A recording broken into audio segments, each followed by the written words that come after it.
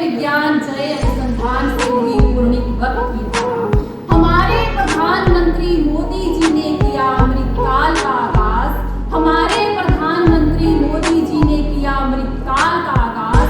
आत्मनिर्भर बनेगा भारत एक नए संकल्प के साथ। आदरणीय निर्णायक मंडल NYK के सदस्यगण, अन्य गणमान्यगण और यहाँ पर उपस्थित सभी प्रतिभागीगण, आप सभी को मेरी ओर से नमस्कार।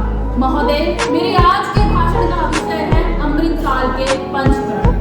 हमारे प्रधानमंत्री श्री नरेंद्र दामोदर दास मोदी जी ने 2021 में 75वें स्वतंत्रता दिवस समारोह के दौरान अगले 25 साल की यात्रा को देश के लिए अत्यंत महत्वपूर्ण करार दिया और इस अमृतकाल में विकसित भारत, गुलामी की हर सोच से मुक्ति, विरासत पर गर्व, एकता और एकजुटता व नागरिकों द्वारा अपने कर्तव्य पालन के पंचकरण का आह्वान किया है।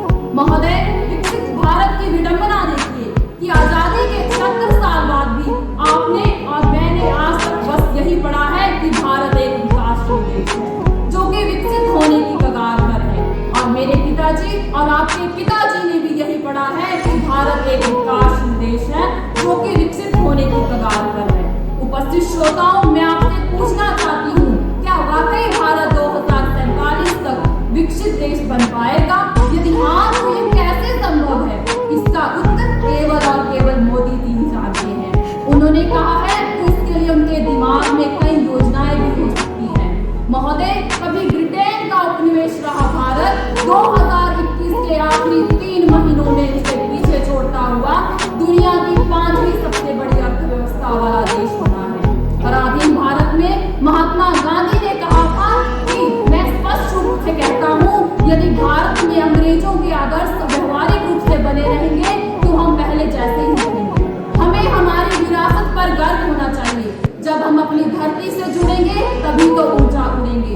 जब हम ऊंचा उड़ेंगे तभी तो विश्व को समाधान दे पाएंगे। हम पौधों में परमात्मा को देखने वाले लोग हैं। हम नदी को मां मानने वाले लोग हैं। महोदय, हम वो लोग हैं जो हर पत्थर में भी भगवान को देखते हैं। जब हमें अपनी ऐसी विरासत पर गर्व होगा तो जाहिर सी बात है कि दुनिया भी उस पर गर्व करेगी। विश्व में आज ऐसी शक्तियां विद्यमान हो रही हैं जो कि भारत को एक महान राष्ट्र के रूप में नहीं देखना चाहते। हम भारतीय भिन्न भिन्न धर्मों और जातियों से हैं, परंतु जब भी राष्ट्र के ऊपर कोई आपत्ति आती है तो हम सभी विरोधाभासों को भूलकर राष्ट्रवाद की भावना में समाहित हो जाते हैं। महोदय, मैं तो कहती हूँ, तोड़ने वाला खुद टूट कर बिखर जाएगा।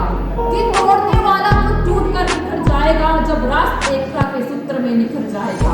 राष्ट्रीय एकता होगी, राष्ट्र का विकास होगा। राष्ट्रीय एकता होगी, राष्ट्र का विकास होगा, तभी तो अपना भारत पूरे विश्व में सबसे खास होगा।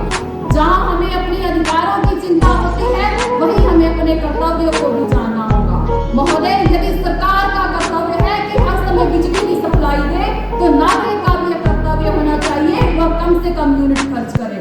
यदि सरकार सिंचाई के लिए पानी की उचित व्यवस्था कर रही है